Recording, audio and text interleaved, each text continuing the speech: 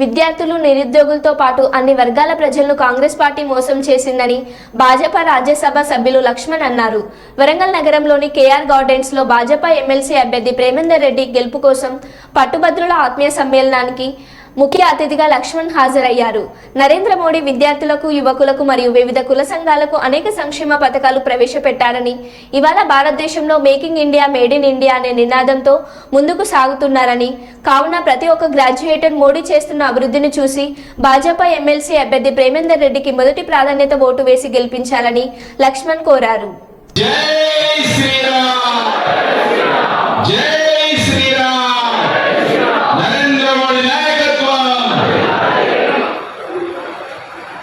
ఇంత పెద్ద ఎత్తున హృదయపూర్వకమైన ధన్యవాదాలు తెలియజేస్తూ, మీరందరూ కూడా వివేకంగా ఆలోచన చేసి విద్యావంతులు, ముఖ్యంగా విద్యార్థులు, నిరుద్యోగులు, ఉపాధ్యాయులు, ఉద్యోగులు, ఈ ఎన్నిక అనేది ఎందుకు సంభవించింది? ఈ ఉప ఎన్నిక ఎవరి వల్ల ఈ ఉప ఎన్నిక వచ్చింది ఒకసారి మీరు ఆలోచించలేదు. మీరందరూ విశ్వసించి నమ్మి ఓటేసి మీ సమస్యలకు పరిష్కారం కావాలని ప్రభుత్వంలో ఉన్నటువంటి అభ్యర్థిని కనిపిస్తే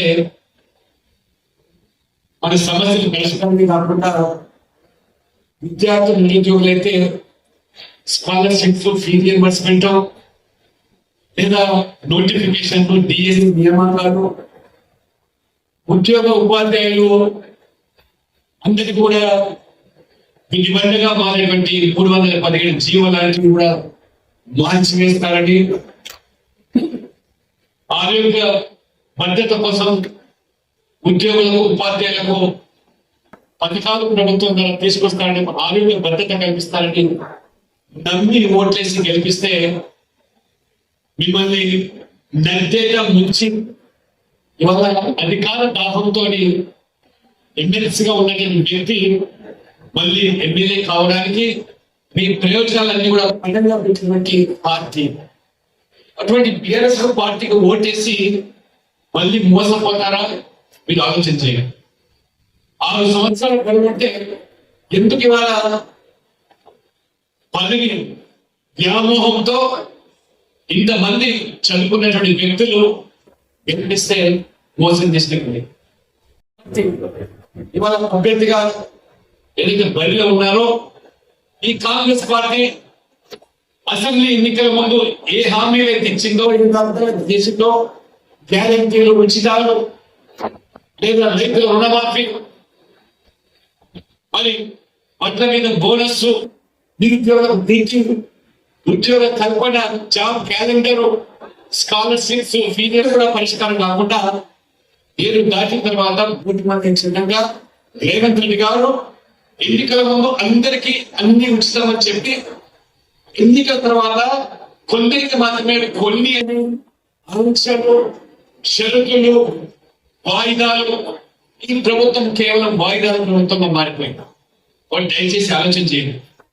మన దేశవ్యాప్తంగా కూడా నరేంద్ర మోడీ గారు ప్రధానమంత్రి గారు 10 సంవత్సరాల్లో వారు చేసినటువంటి అభివృద్ధి, పేదల యొక్క సంక్షేమ పథకాలు, లేదా యువకుల కోసము, విద్యార్థుల కోసము, నిరుద్యోగుల కోసము ఏ రకమైనటువంటి ఇవాళ వారు పథకాలు ప్రవేశపెట్టారు.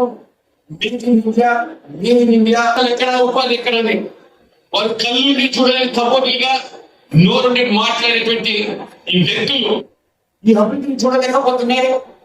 ఈ యొక్క యువత కోసం పెట్టినటువంటి ఈ పథకాలు ఇవాళ దేశంలో 10 సంవత్సరాలనే 1 లక్ష పైగా స్టార్టప్స్ ఇవాళ యువత ప్రారంభించారంటే almost 3rd largest in the world ఇవాళ భారతదేశంలో. మీరు చూశారు, 1 సంవత్సరం కాలంలో కింద ఏ రకంగా 1 లక్ష పైన ఉద్యోగాలు రైల్వేలు, మిలిటరీలు అభివృద్ధిని మోదీ గారు ఈ 10 సంవత్సరాలు చేసి చూపించి